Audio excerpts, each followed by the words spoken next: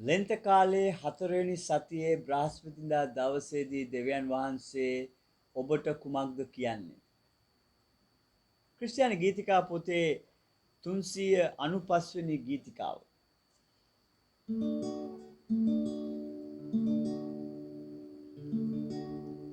මුතු කැට සොයනට ඇයි වෙහෙසෙන්නේ?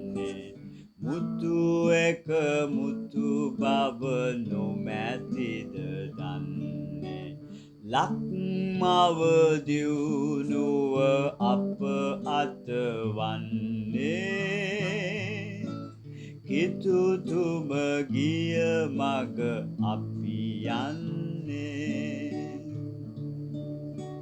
මිතුරන් සමගින දුක සැප බෙදමින දියුණුවටයි අපි අත දෙන්නේ. සතුරන් අපහට නැත කිසි විට ලොව සාමෙන් අපි ජීවත් වන්නේ. මුතු කැට සොයනට ඇයි වෙහෙසෙන්නේ? මුතු එක මුතු බව නොමැතිද දන්නේ?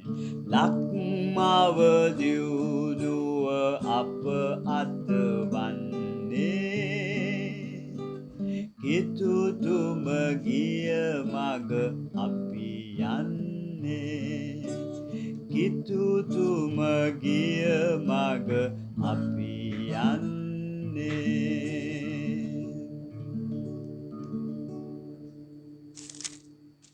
ගීතාවලියේ 89 වෙනි ගීතිකාවේ පද කිහිපයක්.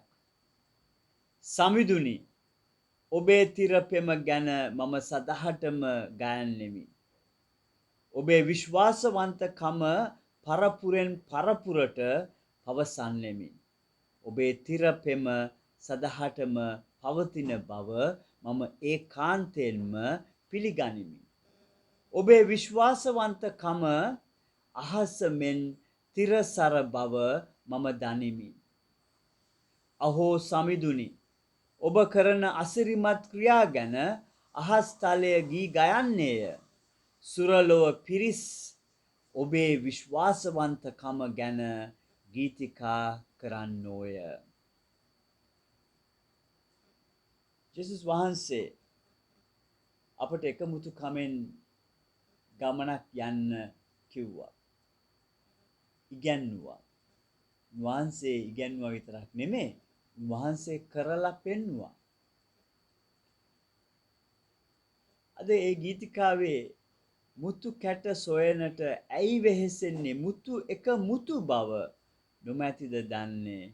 ලක්මව දියුණුව අප අත වන්නේ.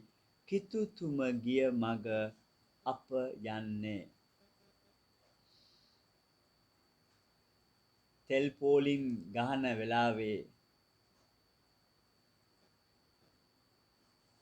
සමහර වෙලාවල් වලට මම ඊයේ තෙල් පෝලිමට ගිය වෙලාවේ QR කේතයට ගහන්න තිබුණත් ටැංකි ෆුල් කරගත්ත අපේ සහෝදර සහෝදරියෝ හිටියා.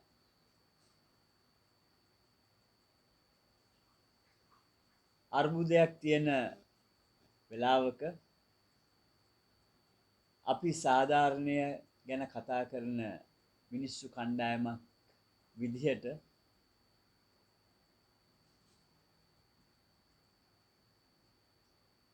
මේ සමාජයේ අපි සාධාරණ ජීවිතයක් ගත කරනවද කියලා කල්පනා කරන්න ඕනේ.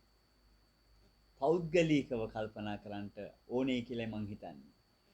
මේ ලක් මව දියුණුව ඇති කරන්න නම් ಜಾති ආගම් ભેද නැතිව මෙවැනි ව්‍යසනයකට අපි මුහුණ දෙන්නට වෙනවා.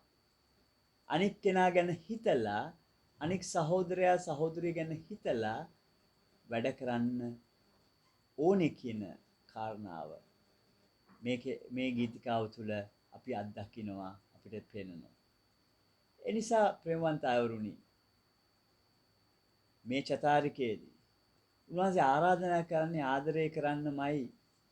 ඒ ආදරය තුල ජීවත් වෙන්නට ඔබ හැමතෙම උන්වහන්සේගේ මඟ පෙන්වීම වඩාත් ලබා දෙන්න කියලා යාඥා කරනවා. ජේසු පිටයි.